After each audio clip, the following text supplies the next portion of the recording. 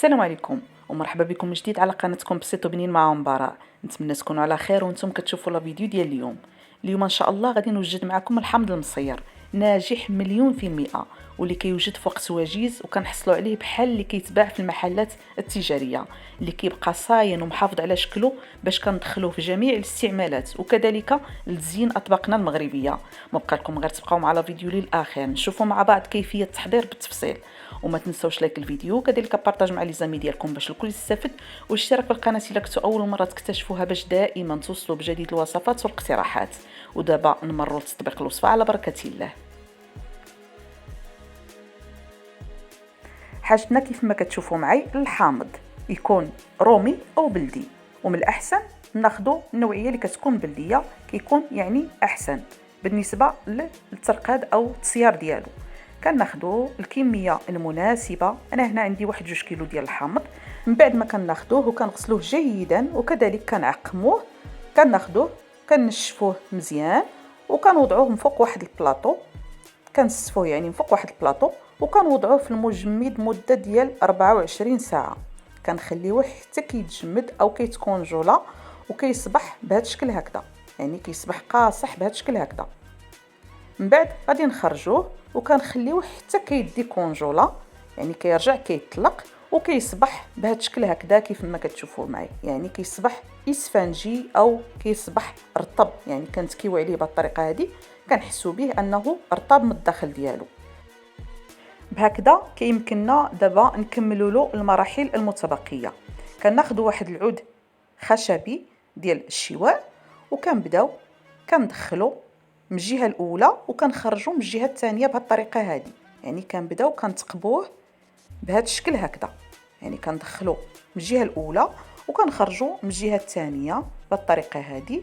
كنعملوا يعني عده ثقوب بهذه الطريقه هذه. كذلك الجهه المعاكسه كنبداو كنتقبوا، يعني شحال ما وضعنا ديال الثقوب كيكون احسن وكيتشرب هذيك الملحه يعني اكثر، مما كيجعلو يعني كيطيب اسرع. هكذا بالطريقه هذه كيف ما كتشوفوا معي، يعني من كل الجهات كنوضعوا لها الثقوب وكنستمروا بنفس الطريقه.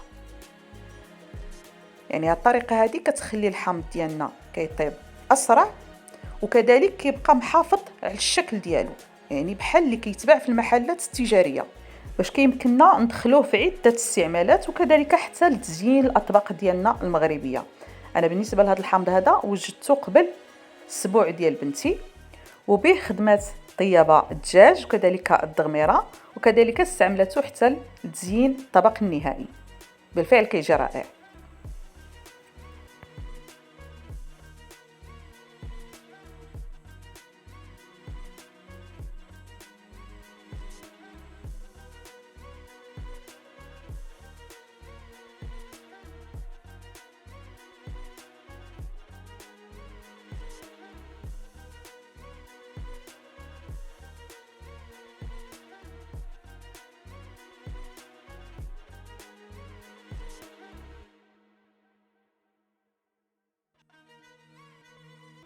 من بعد ما كنهيو الكميه اللي عندنا كناخذوا واحد القرعه اللي كتكون معقمه من قبل وكنبداو كنوضعوا فيها هذا الحامض هذا، وحنا كنضغطوا في نفس الوقت، يعني كنحاولوا نعملوهم يكونوا متقاربين مع بعضياتهم، ما نخليوش يعني فراغات كثيره. كنبقاو كنضغطوا بالطريقه هذه حتى كنهيو الكميه اللي عندنا.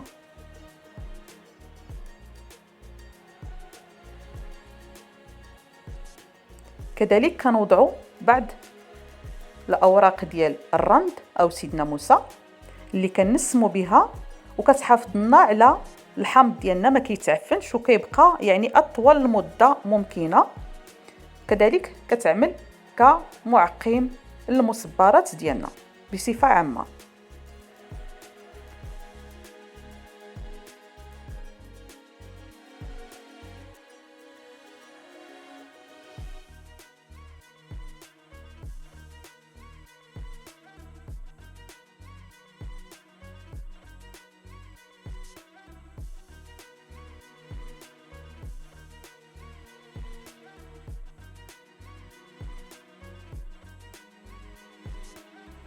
من بعد ما كنهيوه بهذا الشكل هكذا كنزيدو كذلك بعض اوراق ديال الرند من الفوق.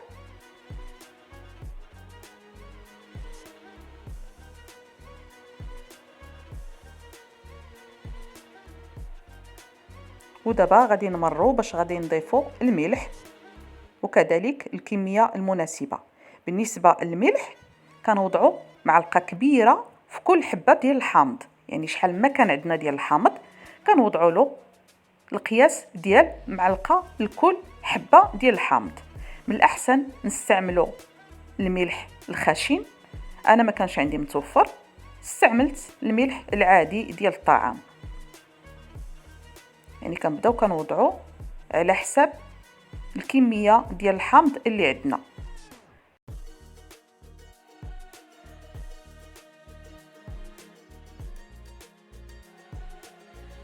من بعد ما كنهيوه كنضيفوا الماء الكافي اللي غيغطي لنا الحامض.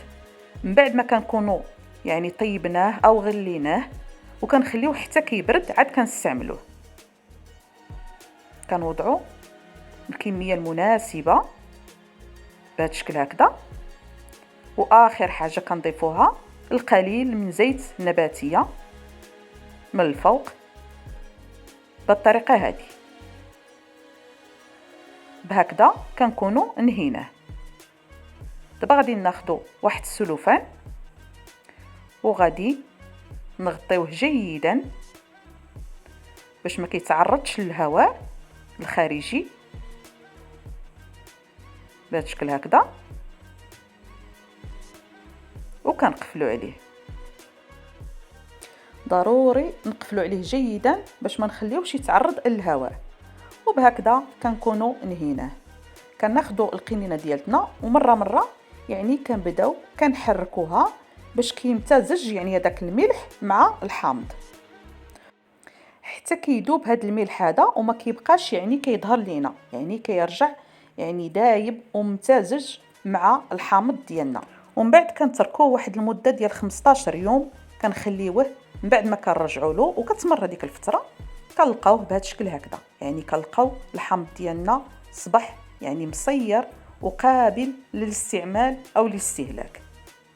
هانتوما كيف ما كتشوفوا معايا غادي نوريكم يعني عن قرب.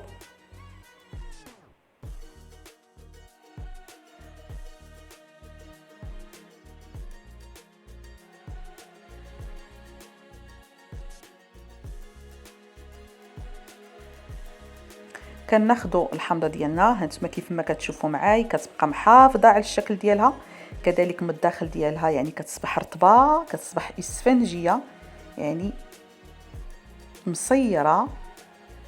هانتوما كيف ما غادي تشوفوا معايا من الداخل. من بعد ما غادي نقطعوا هانتوما كيف ما كتلاحظوا معايا الحامض كيجي يعني طايب، كذلك كيجي معسل من الداخل ديالو، يعني ناجح بكل المقاييس. والاهم يعني كيبقى يعني محافظ على الشكل ديالو باش كندخلوه يعني في جميع الاستعمالات.